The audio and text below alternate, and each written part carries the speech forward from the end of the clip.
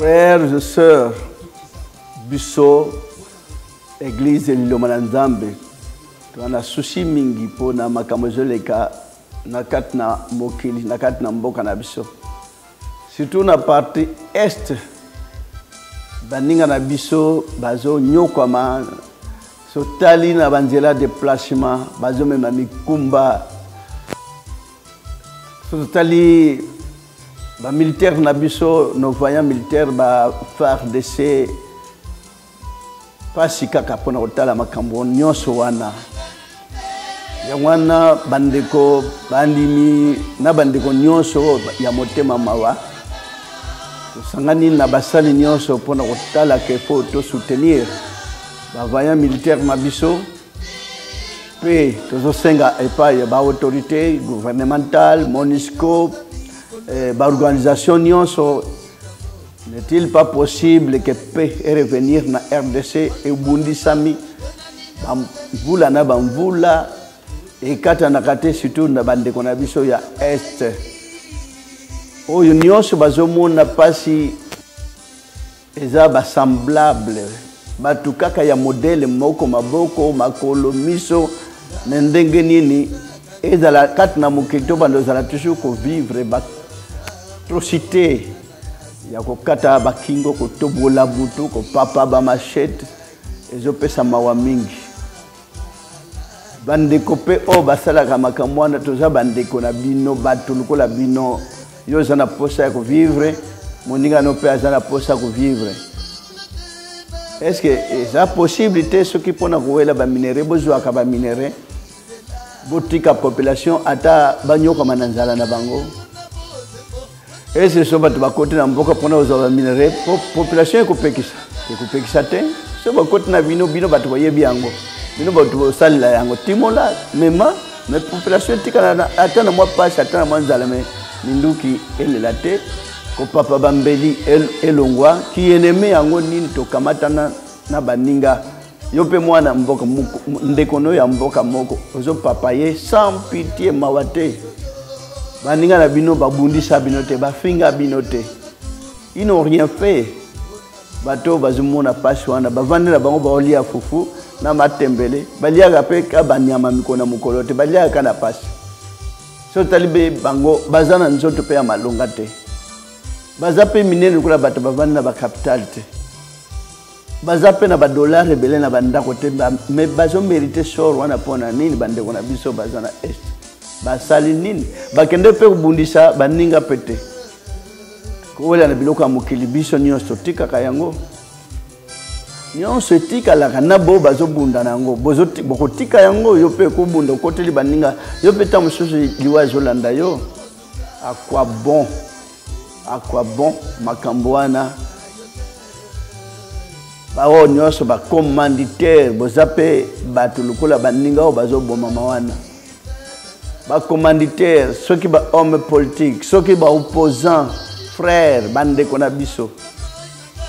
boko yoka la baninga na bino mawate terrain pays ya monene ngo na RDC to sana ngo boko vanda bovandi na bino mais bovandi na keti congolais alinga ko vanda na kimia moi komela mai ne moi komela moi bière na ye moi ko lia moi fufu na ye pona congolais et suffire et ko kakanango s'il vous plaît Naba commanditaire, je vous demande, na bolingo na nzambe. C'est vrai que bolinga ko yoka kombo nzambe te parce que bino bozo viser objectif mosusu me monde tokotika. Na boy bazo commander bakotika. Na bo bazo kenda manduki na bambeli bokotika yo pe viendra un jour retomber s'il vous plaît. Komona ndenge bazo ko imposer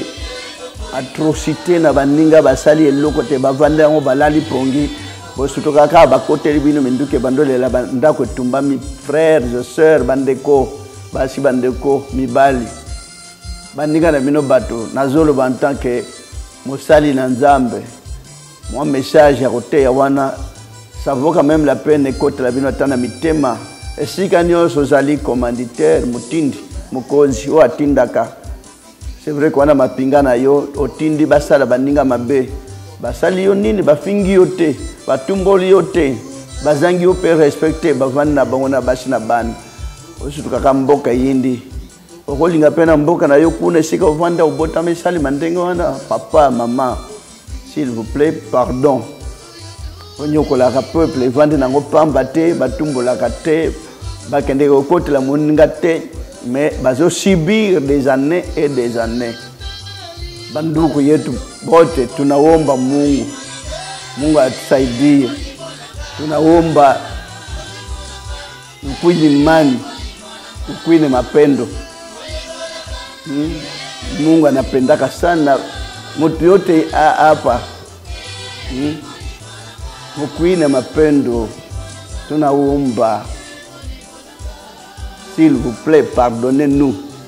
pardonnez peuple congolais le commanditaire de toutes ces hostilités. Mais qu'avez-vous à gagner si tout un peuple est en train de tomber tous les jours? Qu'est-ce que vous allez mériter? Qu'est-ce que vous allez gagner dans tout cela? Les gens meurent tous les jours, ça vous fait plaisir. Ça ne vaut pas la peine. Please, please, have mercy on us because we are suffering many every day. In our world, we have, you are a human being, you are killing people. It's not good. Our brothers, please have mercy on us. Bandeko na biso ya bandimi même ata mundimi te oazana mote mama wapona baninga sotali batunde ba otambula ko se déplacer na makolo bapake likolo na mitu est-ce que biloko na ba omema eko servir na bango na ndenge nyonso batumbi na bandako bilamba nyonso zotika ba omema mwa bilamba de chikete ba valise batamite mama wa na bandimi aliloba ba kopesa place ba bando ya kotika ata moi quelque chose na yo ozui ata moi likuta na yo ata moi 1000 francs ata moi 2000 ata moi 10000 ata moi 100000 boya to réunir yango to tindela baninga na biso ba souffrir na est bazomo na boale toto lakisi bolingo wana to sangisa bandimi ndebo mesane to mesane ko sala pona ko compatir na malheur ya bandeko na biso. Donc moi ko sangisa na lingomba banda na 5 juin 2022 ti na 12 juin 2022 tous en moi quelque chose ya ko sunga baninga na biso na bavaya mapinga na biso bazo bundela biso butu moy bazo kolala pongite bazo zoksama bazo tungisama tokela baninga na biso mawa kivota to salisa ne bakonzi bazobunda to sambela pona bango bazo mayele zaka kotinda pona bango ba continuer pona bitumba eya makashi teme nzamba pesa bango mayele na boy ba commanditaire na bango bakuta na basolola babongisa à l'amiable ndenge balobaka les linges sales se lavent en famille. Autour d'une même table. Si c'est possible, ma communion soit na kimia ekota na mboka na Congo. Et pourquoi pas même en Afrique mobimba. Et pourquoi pas même dans le monde entier koyokaka kuna ba bomi, kuna ba sasi, kuna ba salibo eza mawa pesa passe. Donc voilà mon message. On a koiko zanango na passe nyos na mawa nyos marqué baninga na biso bazangeli mawa bazape batu o bozokota bazape batu lukola bino bokoyo kela mabota nyos mawate bino bona besoin bo vivre bango pe baninga na bino bana besoin ba vivre muto ana jour nzamba sala ke pa longo na mukilo ase mais yo oyo kanda okoteli mutu so atana biloko na kimia so kuti biloko ke balam zwa mbongo zwa e baza pe na ese baza pe na mbongo na bandako teke ba millions ba dollars ba tonne nango rien bandako kaya bongo bokoti botumi bandako bamsu baziki na ndako bamsu ko papa na machette mais bandeko na biso passe pardon église lo bananzambe na basali nyoso zo kamawa que makambo nyonso na eko changer te un jour bolingo na bolingo et rien na biso na Afrique mobimba mandeko na biso Afrique banotika la kaka ndenge wana passe na passe kuna bakoti basasi kuna bakoti batumbi kuna bazokisi bapapi batna machette c'est pas ça malamu kutu te modèle ya vie ya ndenge wana est-ce que population habitant ya mokilo bavandi na mokilo bakoko sala kimia kaka bango moko bavandi ya mokilité tozela ya likolo bakita baya kopesa bamemela biso kimia toza bata mokili tobotami ndenge moko tokola ndenge moko toliaka ndenge moko me mpona tozwa na biso mpona biloko toyebela kutu na mutuna makolo te eibomisaka ekabulaka enyokolaka barichesse oyo tokotikaka na boyo bacommanditaire ata botondi mbongo etondi na poche na ndako me kotika yango otiki mpe bakundi baninga bandeko na biso ya mboka RDC bakonzi nyonso na bao baza baopposant pardon esengo nini bokobanumona peuple oyo bokoya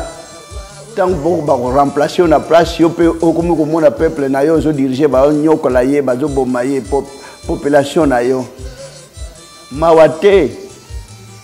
mpo makambo nyonso esalemaka kaka bato bazokota na kubundisa po régime oyo ezala te régime oyo ekweya régime ekweya bosalaka tout autour d'une même table bomokisaka na ndenge ya kimia bapopulation bakoboya makambo na bino bobongisaka te bakondimaka yango s'il vous plaît pardon bandeko na biso basembi makambo mokumbu oyo bolimbisa population evake na occupation nango librement merci beaucoup.